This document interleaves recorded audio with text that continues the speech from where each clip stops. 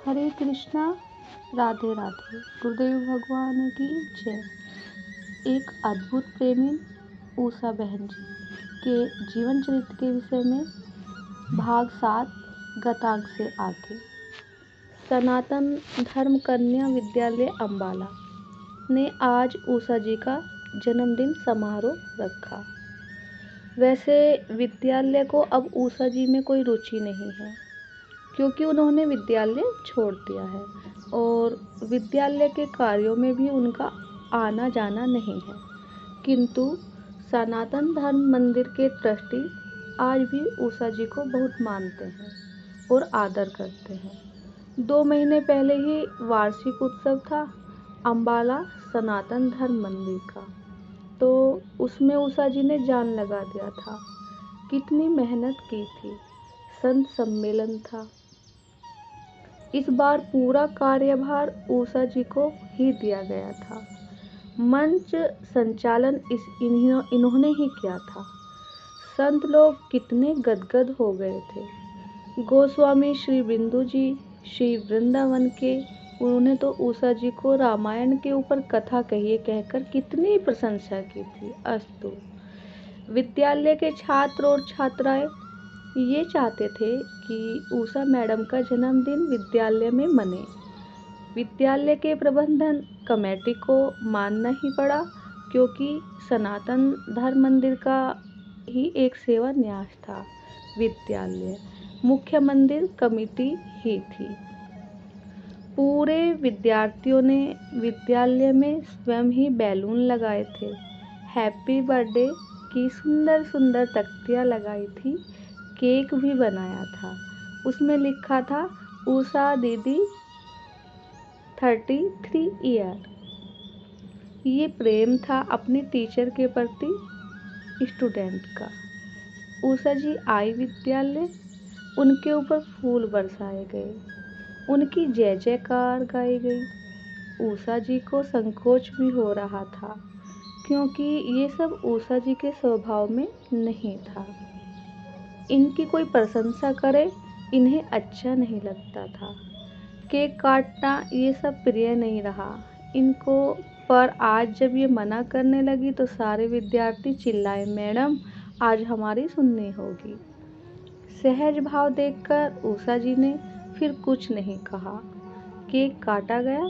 सबने बड़े प्रेम से गाया भी, तुम जियो हजारों साल, साल के दिन हो 50,000। उषा जी हंसती रही, खिलखिलाती रही। विद्यार्थी कविता आदि लिखकर लाए थे, वो अब सुनाने लगे। मंदिर कमेटी के लोग आ गए। सबने उषा जी को उपहार दिए। बड़े बूढ़ों ने आशीर्वाद दिया। उषा जी के माता जी पिताजी को भी वहां बुलाया गया था। इन्होंने भी अपनी बेबों को भरपूर आशीष दिया। उषा जी की सखियां भी आई थी। उन सबने भी अपनी शुभकामनाएं प्रेषित की। तभी माइक हाथ में लेकर जय जय राधा माधव उसने कहा। सभी का ध्यान उसकी ओर आकर्षित हुआ। उषा जी ने भी देखा। वो कुछ अद्भुत अनजाना था। उषा जी न चाहने के बाद भी उसी को एकटक देखती ही रही। वो थी लड़की, पर लड़के जैसे परिधान उसने पहने हुए थे। सांवला सा रंग, नैन कटीले, मस्तक में केसर का तिलक, बॉय कट बाल, नीचे सफेद रंग का पजामा, ऊपर सुंदर पीले रंग का सिल्क कुर्ता दुपट्टा। माइक को हाथ में पकड़ लिया था उन्होंने और सीधे फुल इको के साथ जय जय राधा माधव यही कहा था। सबका ध्यान आकर्षित किया था उन्होंने। उषा जी उन्हें देखती रह गई थी। कौन है ये? कहाँ से आया है या आई है? मैं आया हूँ गोवर्धन से। वो उषा जी को बोल ही रहा था या रही थी। उषा जी को गोवर्धन नाम से ही रोमांच होने लगा था, पर मंद मुस्कुराते हुए उन्होंने कहा, कुसुम सरोवर से। उषा जी उनके पास गई और बोली, कौन हो तुम? क्या नाम है तुम्हारा? नीचे चेयर में सब लोग बैठ गए हैं। मंच पर आप बस ये दो ही हैं। मेरा नाम है श्री चरण सखा, उन्होंने कहा। श्री चरण सखा? अब पूरा नाम ही सुनोगी तो सुनो, श्री कृष्ण चरण सखा। ये कैसा नाम हुआ? उषा जी भी बोल उठी। क्यों? पप्पू, पप्पी, टिंकू, मिंटू ये सब नाम हो सकते हैं, तो पगली श्री कृष्ण चरण सखा में तुझे क्या आपत्ति है? वो बोल उठे। ओह, कितना सुंदर है ये। इनका रूप माधुर्य अब निखर रहा है। उषा जी मुग्ध हो गई हैं। देखने वालों को ऐसा लग रहा है जैसे कोई नाटक मंच पर चल रहा हो। आपका यहाँ आगमन कैसे हुआ? उषा जी भी मटकते हुए बोली। श्री कृष्ण द्वारा प्रेरित, उन्हीं की इच्छा से, उन्हीं की रसमय लीलाओं का आस्वादन आपको सहज हो जाए, इसलिए मैं आया हूँ, श्री कृष्ण सखा बोला। उषा जी को रोमांच होने लगा। हाँ, ये सच में कोई साधारण नहीं था, अद्भुत असाधारण था। उषा जी बोल न सकी आगे, तो यही बोला, सखी, अपने प्रेम से किसी रस तरंग में भर श्याम ने मुझे यहाँ भेजा है। उनकी मुस्कुराहट अलौकिक थी। उषा जी अब उसे ध्यान से देख रही हैं। फिर उषा जी सोचने लगी, ओह, तो मेरे ऊपर ही इतनी कृपा क्यों? प्रीति की रीत रंगीलो ही जाने, इसे तुम और हम कहाँ जान पाएंगे। इस रीत को तो वही जाने। और फिर मटकते हुए वो बोले। उषा जी की बुद्धि चकरा गई। हे श्री कृष्ण सखा, मेरी बुद्धि अब काम नहीं कर रही है। मैं क्या कहूँ, कुछ समझ में ही नहीं आ रहा है। गोपी हार गई, उद्धव जीत गया, वो उछला ये कहते हुए। वो अलौकिक था, वो यहाँ का नहीं था। यहाँ से मेरा मतलब पृथ्वी का नहीं था। फिर वो कौन था? अच्छा, मेरे मन की बातों को वो जान रहा था। मेरे मन में जो प्रश्न उठते थे उनका समाधान तुरंत कर रहा था। मैं कौन हूँ? मैं उद्धव हूँ। अब पहचाना मुझे? वो उषा जी के पास आया हंसते हुए। उनके अंग से कमल की सुगंध प्रकट हो गई थी। उनके आजान बाहु, मेरे श्याम का सखा। उषा जी मंच पर गिर पड़ी, तो वो उषा जी के पास में आया और धीरे से बोला, तुम तो मेरी श्याम सखी हो, तुम्हें मैं कैसे पकड़ता? उषा जी आश्चर्य से उनके मुख को देखती हैं। तो उसने गायन शुरू किया। कोई वाद नहीं है, पर वाणी में इतनी मधुरता कि वाद की कमी ही नहीं खल रही है। धन्य धन्य श्री राधिके, धन्य सकल गोपी जन, धन्य धन्य चंद्रावली, धन्य नील सघन घन। मैं भूलूं भले, तू मत मुझे बिसार। निश दिन मेरा ध्यान रख, नागर नंद कुमार, नागर नंद कुमार।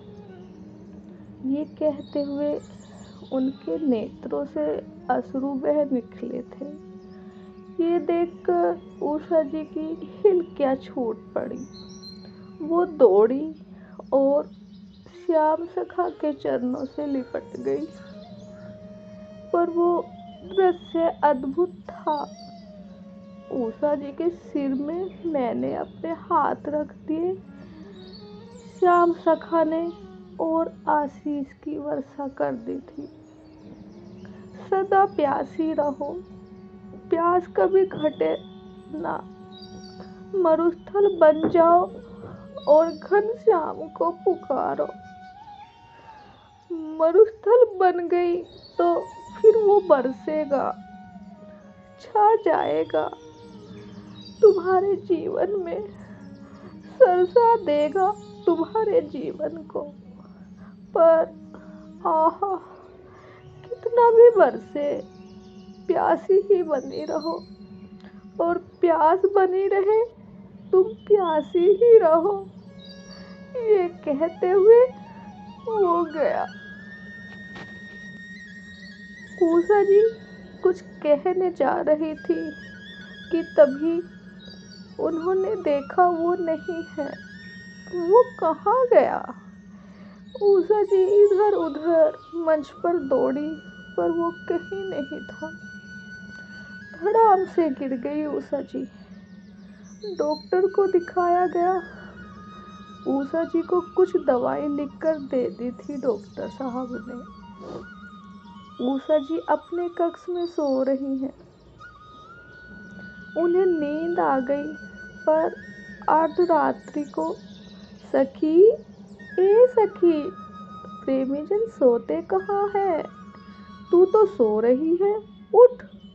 उषा जी उठी। उन्होंने देखा वही श्री कृष्ण सखा।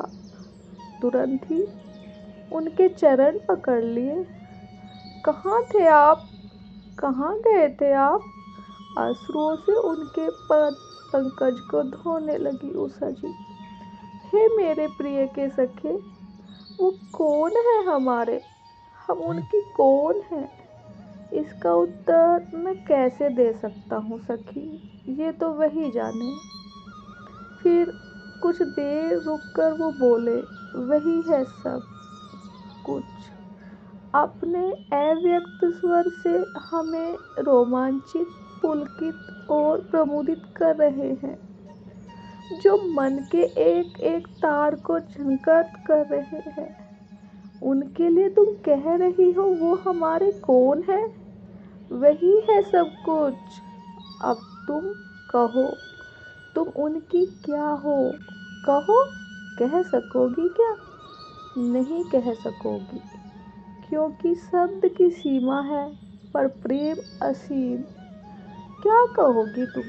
वो श्री कृष्ण सखा मुस्कुराते हुए उषा जी से बतिया रहा था। क्यों आए हो मेरे पास? उन्होंने हंसते हुए कहा। चला जाऊं? नहीं, मत जाओ, पर बता तो दो। श्री कृष्ण लीला चिंतन की अविरल धारा तुम्हारे हृदय में कैसे बहे, ये बताने आया था सखी। उषा जी उठी, एक सुंदर सी चौकी ले आई। उसमें एक रेशमी पीला आसन बिछाया। श्री कृष्ण सखा उसमें विराजमान हो गए। नीचे हाथ जोड़कर उषा जी बैठी थी। शेष कल भाग 8 में। राधे राधे।